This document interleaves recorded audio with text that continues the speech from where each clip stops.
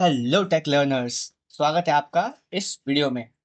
I am very sorry कि हम अपने शेड्यूल से एक दिन पीछे चल रहे हैं, पर मैं इस गैप को कवर कर लूंगा। I have confidence in me, so let's start it. Well, हमने लास्ट वीडियो में बात की थी कि हम कैसे एक इमेज को या फिर एक लिंक को अपनी वेबसाइट में ऐड कर सकते हैं। पर आज का जो पॉइंट है ना, वो थोड़ा सा डिफरेंट। आज हम जानेंगे कि आप एक वेबसाइट में लिस्ट और टेबल, हाँ वही जो बॉक्स वाली टेबल आती है, उसको कैसे ऐड करेंगे। तो सबसे पहले मैं हमेशा बात करता हूँ लिस्ट की। वेल, लिस्ट की मैं बात क्यों करता हूँ? क्योंकि अगर लिस्ट समझ में आ गया तो टेबल भी समझ में आ जाएगा।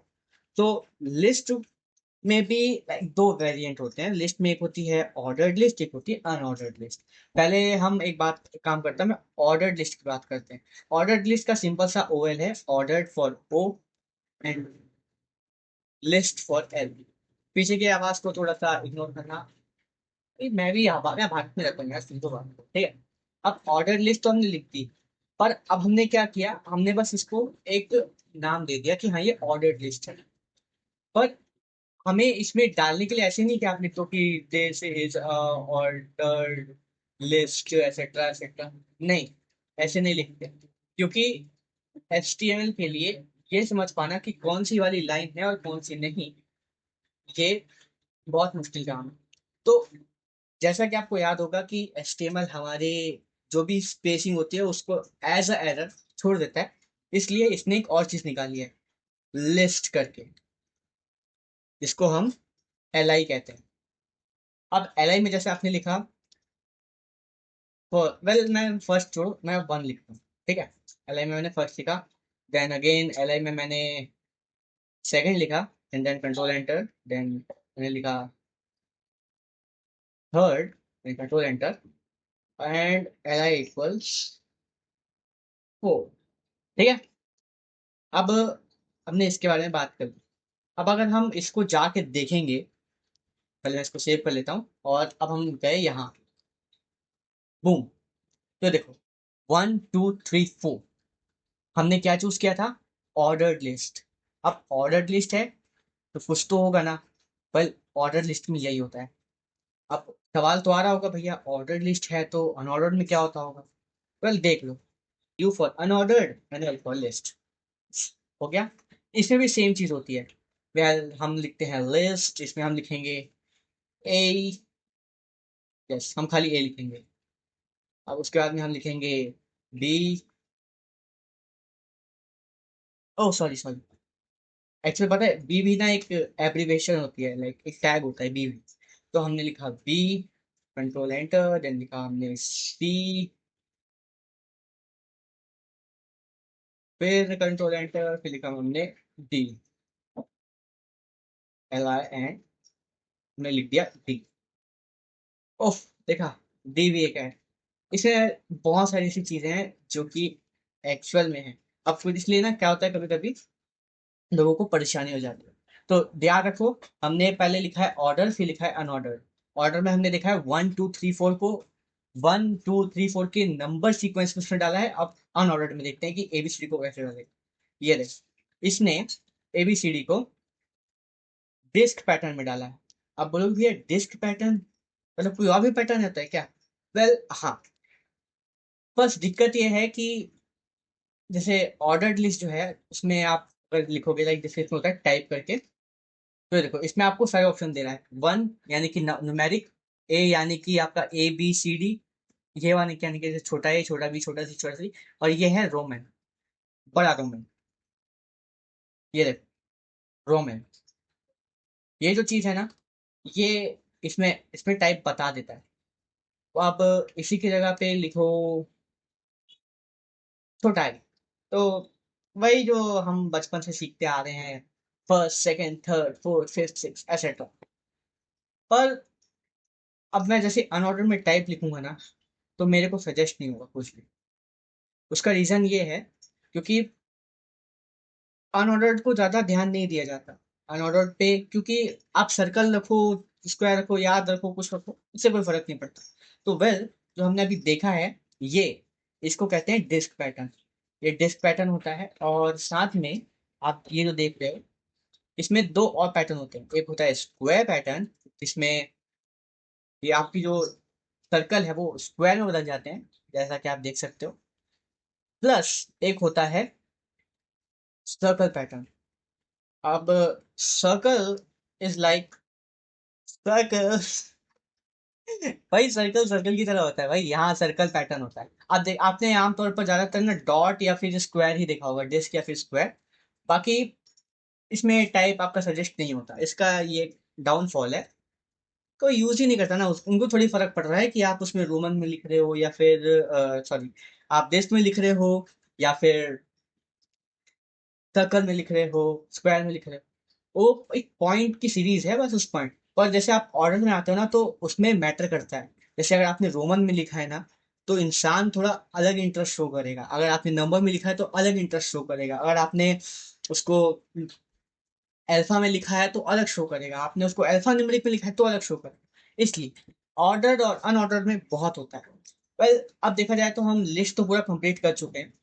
बाकी इसमें बहुत सारी चीजें होती है। आप अगर चाहो तो इसी चीज को बहुत ज्यादा अच्छी तरीके से मॉडिफाई कर सकते हो। जैसे कि यहाँ पर आप HR डाल दो, जिससे एक हॉरिजॉन्टल रूल आ जाएगा। जैसे कि ये देखो, आप ऐसे बहुत सारी अच्छी अच्छी चीजें कर सकते हो।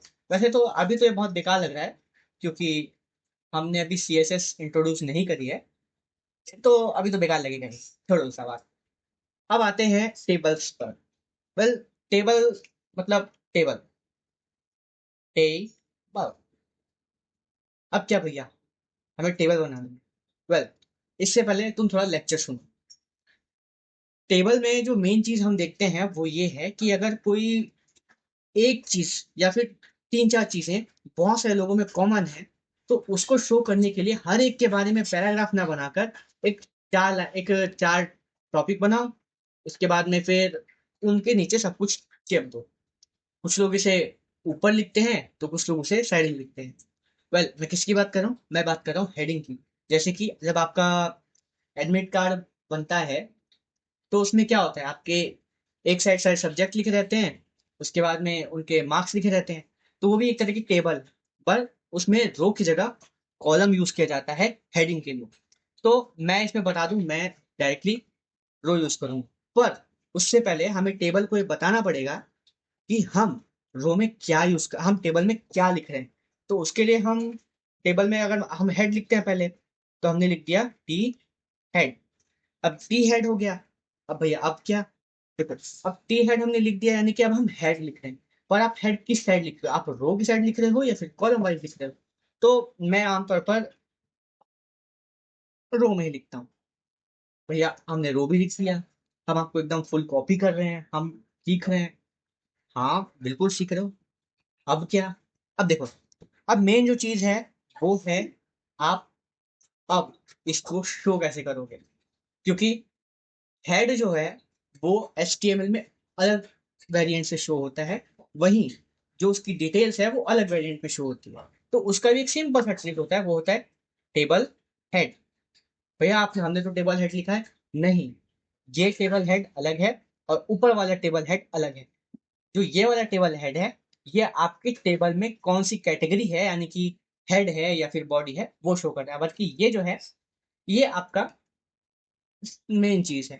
जैसे अब हमने यहाँ पे हम एक काम करते हैं ना, हम 10th का वो बनाते हैं कि लाइक 10th का टेबल बनाते हैं, जिसमें 10th में क्या होता है हमारे पास। सबसे पहले तो हम नेम डालेंगे, ऑब्वियसली नेम डालते हैं, क्योंकि नेम इज इम्पोर्टेंट। फिर नेम के बाद आता है हमारा सब्जेक्ट, तो सब्जेक्ट हम डाल देते हैं। सब्जेक्ट के बाद, ओ सॉरी सॉरी, लगता है कुछ मिस हो गया। सब्जेक्ट के बाद हम क्या डालते हैं? वेल, सब्जेक्ट छोड़ो, हम ना सीधा नाम और रोल नंबर, नाम और फिर मैथ वैथ सब डाल देते हैं, ठीक है। तो वो बहुत दिक्कत है यार, मेरे को ना थोड़ा सा अजीब लगता है उससे। अब मैथ हो गया, उसके बाद में फिर क्या होता है, हिंदी होता है एक सब्जेक्ट। उसके बाद में एक सब्जेक्ट आपका क्या होता है, वो साइंस है, CIEN। अरे भाई मुझे, मैं अभी भी ना उसको बोल के याद करता हूँ, मुझे साइंस की स्पेलिंग आज तक ढंग से याद नहीं। मैं हमेशा जब भी लिखता हूँ मैं SCIENC करके ही बोलता हूँ। पर हमने हेड लिख दी है। पर भैया अब आपने हमने हेड लिख तो दिए, पर हम हेड में कैसे लिखेंगे? पहले देखो, अब जस्ट प्रोसेस से आप आए हो ना, अब उससे आपको हटना पड़ेगा। कैसे? देखो, आप अभी पूरे हेड के सेक्शन में हो, यानी आप यहाँ से लेकर यहाँ तक जो जो भी कुछ लिखोगे इसके अंदर, वो सारी चीजें एज अ टॉपिक जाएंगी, मेजर टॉपिक जाएंगे। पर अगर आपको बॉडी लिखना है तो मतलब सिंपल सी बात है, आपको बॉडी का सेक्शन बनाना पड़ेगा। तो बॉडी के सिंपल है, गैस आप लोगों ने गैस कर लिया होगा। Well, this this T body. भैया अब क्या? अब देखो, आपने लिखा रो में है, आपने इन सबको रो में है बनाया। अब मतलब रो का मतलब ये है कि ये जो नेम मैथ साइंस है ये ऐसे आएगा, समझ रहे हो? ऐसे। तो बॉडी भी कैसी होनी चाहिए? वैसी होनी चाहिए ना। तो हमने भी इसमें TR किया। तो आप बोलोगे भैया इसमें कोई चेंज नहीं किया आपने, जैसे कि आप तो कह रहे थे कि आप चेंज करोगे, आपने टी हेड का टी बॉडी कर दिया, और अब देखो आप TR भी नहीं कर रहे हो। वेल देखो, TR जो है ना, वो एक कॉमन है, क्योंकि टेबल रो कॉमन ही रहती है। टेबल रो का मतलब होता है टेबल रो, ज्यादा कुछ खास उसमें अंतर होता नहीं। मेन अंतर आएगा अब TD, जो कि आपका छोटा चीज है। Well, अब देखो मेरा नाम क्या है, मेरा नाम है हेवन। ठीक है? तो मैं अपना नाम लिखूंगा हेवन। और मेरे मैथ्स में 10th में कितने आए थे यार, मुझे याद नहीं आ रहा। शायद 76 थे, तो मैं 76 लिख देता हूँ। और हिंदी में मेरे, हिंदी में अच्छे आए थे मेरे, हिंदी में लगभग मेरे कितने बने थे, 89 के आसपास बने थे मेरे। तो ये मैंने लिख दिया 89। और और क्या क्या, साइंस साइंस में तो मेरे अच्छे खासे आए थे, मेरे तो 76 आए थे भाई, साइंस में बहुत अच्छे आए थे मेरे। अब मैं इसको सेव करता हूँ। अब आप देखना अंतर क्या आएगा। ये देखो, नेम मैथ हिंदी साइंस, हेवन 76, 89, 76। वेल, अब ये तो हमने लिख दिया। अब इसमें आप जितना जोड़ना चाहो ना, आप उतना जोड़ सकते हो। आपकी कोई लिमिट नहीं है, आप कुछ भी बना सकते हो। पता है, आप लिटरली कुछ भी बना सकते हो। आपने टेबल डाला, उसके बाद में टेबल का हेड आपने बनाया, फिर टेबल की बॉडी बनाई। टेबल की बॉडी इज अनलिमिटेड, टेबल का हेड आपकी मर्जी है। और बहुत बढ़िया टेबल बना सकते हो आप। जब हम CSS ऐड करेंगे ना, तो पता है क्या होगा? हम इस टेबल की पोजीशन, अभी जो टेबल है, रुको मैं ना इस टेबल को थोड़ा सेपरेट कर दूं, क्योंकि मुझे ना चीजों को सेपरेट करके समझाना अच्छा लगता है। सेव नहीं किया। देखो, अब ये जो है ना, ऑर्डर्ड लिस्ट, फिर अनऑर्डर्ड लिस्ट, उसके बाद में फिर टेबल।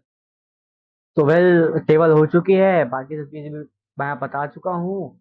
बाकी अगर आपको कुछ रिकॉल करना हो तो वीडियो को उस पर्टिकुलर मोमेंट पे जाके देख लो। बाकी आज के लिए बस इतना ही। पढ़ते रहो, सीखते रहो, जानते रहो। टाटा।